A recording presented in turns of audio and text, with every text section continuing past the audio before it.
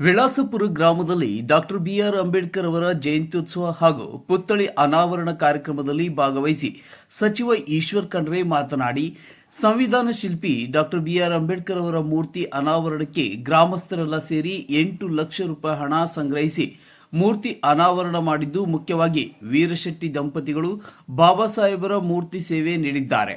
ಜೊತೆಗೆ ವಿನೋದ್ ಅಪ್ಪೆ ಅವರು ಕಟ್ಟೆಯ ಸೇವೆ ಮಾಡಿ ಕಾರ್ಯಕ್ರಮದ ನೇತೃತ್ವ ವಹಿಸಿದ್ದು ಕಾರ್ಯಕ್ರಮ ಯಶಸ್ವಿಯಾಗಿದೆ. ಇದು ಬಾಬಾ ಸಾಹೇಬರ ಮೇಲಿನ ಅಭಿಮಾನ, ಪ್ರೀತಿ, ವಿಶ್ವಾಸವನ್ನ ತೋರಿಸುತ್ತದೆ. ಹೀಗಾಗಿ ನಿಮ್ಮೆಲ್ಲರಿಗೂ ಅಭಿನಂದನೆ ಸಲ್ಲಿಸುವುದಾಗಿ ತಿಳಿಸಿದರು. ಬಾಬಾ ಸಾಹೇಬರ ವಿಚಾರಧಾರೆಗಳನ್ನ ಎಲ್ಲರೂ ಅನುಸರಿಸೋಣ, ಪಾಲಿಸೋಣ ಎಂದು ಹೇಳಿದರು.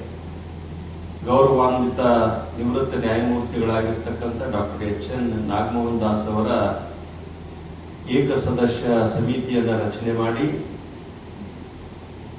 3 ತಿಂಗಳಲ್ಲಿ ವರದಿಯನ್ನ ಸಲ್ಲಿಸುವುದಕ್ಕಾಗಿ ಸಿದ್ಧತೆಯನ್ನು ಮಾಡಿಕೊಂಡಿದೆ. ಮನೆ ಮನೆಗೆ ಸಮೀಕ್ಷೆ ಮಾಡುವುದಕ್ಕಾಗಿ ದಿನಾಂಕ 5ನೇ ಮೇ ಇಂದ 17ನೇ ಮೇವರೆಗೆ ಸಮೀಕ್ಷೆದಾರರು ಮನೆ ಮನೆಗೆ ಭೇಟಿ ಕೊಟ್ಟು ಪರಿಶಿಷ್ಟ ಜಾತಿಯಲ್ಲಿರುವ 101 ಜಾತಿಗಳ ಒಂದು ನಿಖರವಾದ ಜನಸಂಖ್ಯೆಯನ್ನ ಗುರುತಿಸಿ ವರದಿಯನ್ನ ಸಲ್ಲಿಸಿ ಆದ್ಮೇಲೆ ಎಲ್ಲ ಉಪಜಾತಿಗಳಿಗೆ ನ್ಯಾಯವನ್ನ ಸಿಗುವ ನಿಟ್ಟಿನಲ್ಲಿ ಸರ್ಕಾರ ನಿರ್ಧಾರ ತೆಗೆದುಕೊಳ್ತದೆ ಅಂತಕ್ಕಂಥ ನಂಬಿಕೆ ನಮಗಿದೆ. ಈ ಸಂದರ್ಭದಲ್ಲಿ ನಾವು ಹೊಲೆಯ ಮತ್ತು ಸಂಬಂಧಿತ ಜಾತಿಗಳು ಬಲ ಗುಂಪಿಗೆ ಸೇರಿರ್ತಕ್ಕಂಥವ್ರು ನಾವು ಕೇಳಿಕೊಳ್ಳೋದಿಷ್ಟೇ, ಎಲ್ಲ ಉಪಜಾತಿಗಳಿಗೆ ನ್ಯಾಯ ಸಿಗಲಿ, ಯಾವ ಉಪಜಾತಿಗೂ ಸಹ ಅನ್ಯಾಯವಾಗದಂತೆ ವರದಿ ತಯಾರಿಸಿ ಅದರ ಆಧಾರದ ಮೇಲೆ ಈ ಒಂದು ನಿರ್ಧಾರ ಆಗಬೇಕು ಅಂತ ಹೇಳಿ ನಾವು ಬಯಸ್ತೇವೆ. ಆದರೆ ಇತ್ತೀಚೆಗೆ ನಾವು ಸರ್ಕಾರ ಏನು ವರದಿಯನ್ನು ತಯಾರು ಮಾಡೋದಕ್ಕೆ ಒಂದು ಪ್ರೊಫಾರ್ಮ ತಯಾರು ಮಾಡಿದೆ, ಅದರಲ್ಲಿ ಧರ್ಮದ ಕಾಲಮ ಇಲ್ಲವೇ ಇಲ್ಲ. ನೇರವಾಗಿ ಜಾತಿಯನ್ನ ಸೂಚನೆ ಮಾಡಬೇಕಂತಕ್ಕಂಥದ್ದು. ಇದರಲ್ಲಿ ನಾವು ಬಲಗೈನವರು ಯಾಕೆ ಈ ಮಾತನ್ನ ಹೇಳಲಿಕ್ಕೆ ಇಷ್ಟಪಡ್ತೀವಿ ಅಂತಂದ್ರೆ, ಸಂವಿಧಾನಾತ್ಮಕವಾಗಿ ಸಿಗಬೇಕಾಗಿರ್ತಕ್ಕಂಥ ಹಕ್ಕುಗಳು ಎಲ್ಲ ಉಪಜಾತಿಗಳಿಗೆ ಸಿಗಲಿ.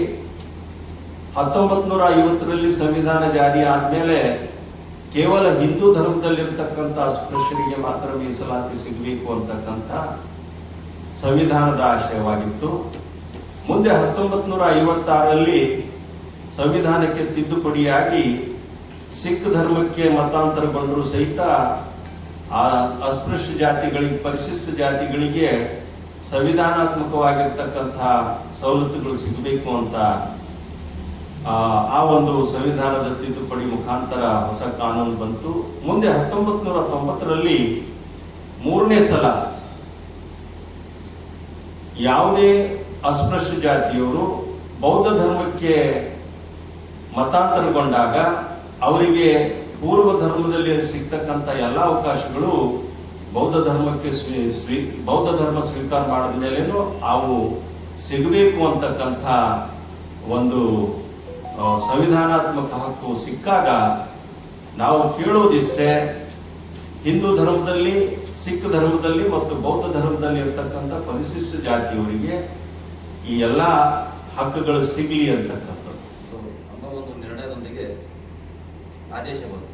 ಆ ಆದೇಶದ ಹಿನ್ನೆಲೆಯಲ್ಲಿ ಕರ್ನಾಟಕದಲ್ಲಿ ಏನು ಹೋದ ಬಿಜೆಪಿ ಸರ್ಕಾರ ನಮಗ ಇಲ್ಲಿನ ಒಂದು ಬಲಗೈ ಸಂಬಂಧಿತ ಜಾತಿಗಳನ್ನ 1% 4 ಗ್ರೂಪ್ ಮಾಡಿ ಒಂದು 5.5, ಒಂದು 6.5 ಮತ್ತು 4.5 ಮತ್ತು 1 ಅಂತ ಹೇಳಿ 89 ಜಾತಿಗಳನ್ನ ಕೂಡಿಸಿ ಅದ್ರಾಗ ಈ ಹೊಲೆಯ ಸಂಬಂಧಿಸಿದ ಒಂದು 3-4 ಜಾತಿಗಳನ್ನ ಅದರ ಹಾಕಿತ್ತು.